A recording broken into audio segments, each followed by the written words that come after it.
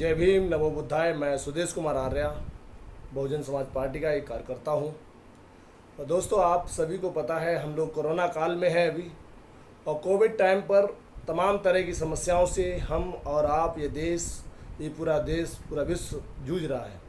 साथियों, हम बात करें आर्थिक विश्लेषण की, हम बात करें देश की अर्थव्यवस्था की, हम बात करें देश के गोदी मीडिया की, हम बात करें देश के किसान की बदहाली की। और ये सब बातें हम इसलिए कर रहे हैं कि ये सब बातें आपसे सरकार और सरकार की जो मनवादी मीडिया है वो छुपा रही है।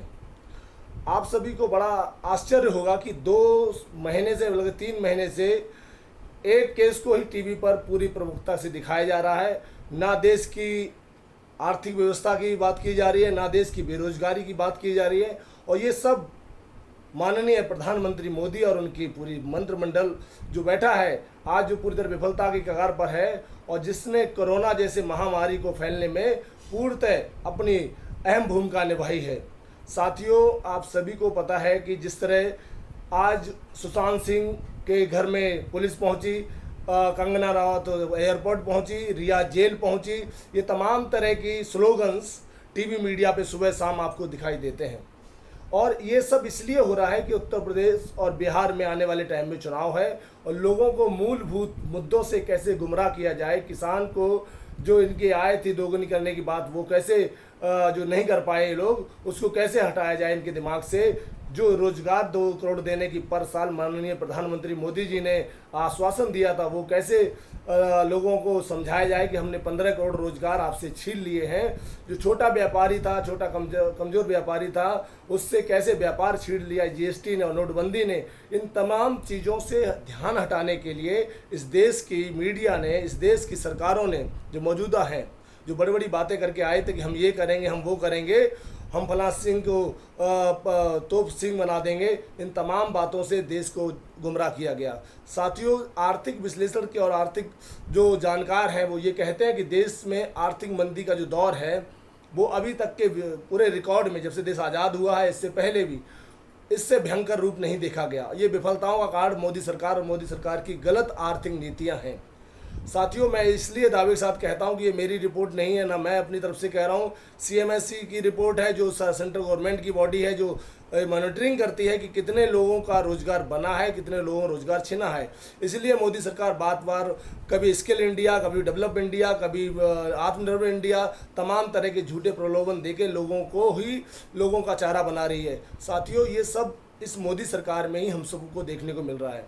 आप सभी को पता है, आज सरकार कहती है कि सरकार और सरकार के लोग कहते हैं कि बिहार में सुशांत सिंह का केस है, सुशांत सिंह को वहाँ पर उछाला जाए, जिससे वहाँ के लोगों को गुमराह करके वहाँ के बिहार की जो कुशासन बाबू की सरकार थी नीतीश कुमार की, उनके कमियों पर, उनकी विफलताओं पर पर्दा डाला जाए। वहाँ के जो जनमानस की भावनाओं को, जनमानस के काम नहीं कर पाए नीतीश कुमार जी, इसलिए उनको लोगों को गुमराह करके सुशांत सिंह के मामले में फंसाया जाए लोगों को।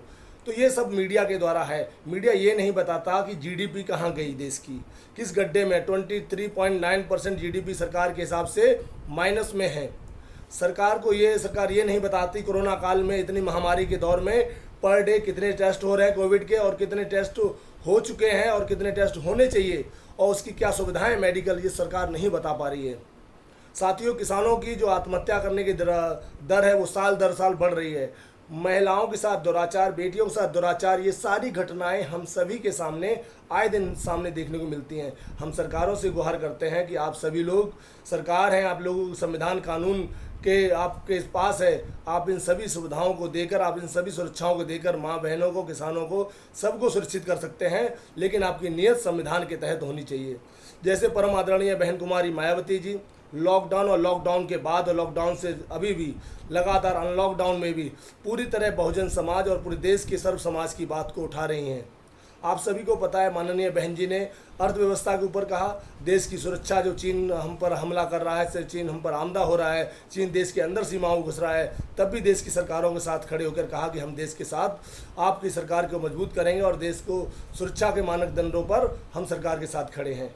लेकिन देश में जो आर्थिक इंटरनल जो अर्थव्यवस्था का डिस्ट्रॉय किया है मोदी सरकार ने, उसको लेकर माननीय बहन जी बार बार कह रही हैं कि हमारे ही किसान, हमारे ही नौजवान जो बहुजन समाज के हैं वो लोग प्रताड़ित हो रहे हैं, वो लोग बेरोजगार हो रहे हैं। उनकी संख्या लगभग 2 से 15, 20, 25 करोड़ हो सकती है जो लॉकडाउन दौरान बेरोजगार हुए हैं, इससे पहले बेरोजगार हुए हैं। साथियों, ये तो ऑर्गेनाइज सेक्टर की बात हो रही है।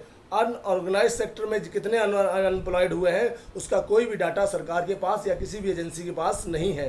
ये दुर्भाग्यपूर्ण है कि हम लोग आज भी देश के महिमा मंडन में लगे हुए हैं, देश की कमियों को, देश के प्रधानमंत्री की कमियों को छुपा रहे हैं। मीडिया इसमें सबसे अहम रोल अदा कर रहा है। बहुत सारे अंधभक्त ऐसे हैं जो लोग भी इस तरह की प्रोपेगेंडा तैयार करके लोगों को गुमराह कर रहे हैं। हम सभी से कहते हैं कि आप सभी की आने वाली पीढ़ी अगर उसको कुछ नहीं मिलेगा, आर्थिक विकास नहीं होगा, तो इस देश में कुछ भी संभव, कुछ भी सफलता का मूलक नहीं बन सकता। तो साथियों, आप सभी को पता है आज भी जो माननीय बहन कुमारी मायावती जी ने आर्थिक एजेंडे पर, सर्व समाज के एजेंडे पर काम किया था, वो उत्तर प्रदेश में आज भी लोग नाम लेते हैं। आप सभी को बड़ा अफसोस होगा ये जानकर कि माननीय योगी आदित्यनाथ जी ने जो सर्व समाज के और खासकर SC और ST और OBC समाज के बच्चों के लिए छात्रावृत्ति, जो निःशुल्क शिक्षा का अभियान चालू किया था, जो प्रोफेशनल शिक्षा के लिए, इलेक्ट्रॉनिक शिक्षा, टेक्नोलॉजी शिक्षा के लिए और तमाम आधुनिक शिक्षा के लिए बहन जी ने उन लोग वर्गों के लिए,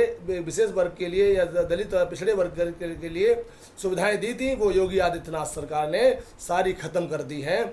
और सारी जो फीस जो माफ़ की जाती थी सरकार द्वारा गरीब छात्रों की, SC ST के छात्रों की, OBC छात्रों की, वो योगी सरकार ने ख़त्म कर दी है। तो देखिएगा माननीय बहन जी ने कितना अच्छा काम किया था उसमें, और सभी वर्ग का ध्यान रखते हुए सबको शिक्षा, सबको ज्ञान मिले, इसका काम किया था। लेकिन योगी आदित्यनाथ BJP की सरकार ने वो भी हम लोगों से हक छीन लिया। साथियों, हम इसलिए इसी बात को दोहरा रहे हैं कि आर्थिक विश्लेषण के तौर पर देश आर्थिक महासंकट में है, देश में महा बेरोजगारी है, देश में महा आर्थिक विकलांगता है। इन सभी को तभी हम पार पाएंगे जब हम अपने लोगों को समझाकर इन मनवादी ताकतों को दूर सत्ता से करके इस देश में संविधान के तहत बहुजन समाज पार्टी को दिल्ली और उत्तर प्रदेश जैसे बड़े राज्यों में और इन राज्यों में स्थापित करेंगे। तो निसंदेह हमारे लोगों के हित भी सदेंगे, इस देश का विकास होगा, सर्व समाज का विकास होगा, महिलाओं की सुरक्षा होगी। ये तभी होगा जब हम बहुजन समाज पार्टी के सिपाही बनकर उनकी साथ चलकर, जो बहुजन समाज पार्टी का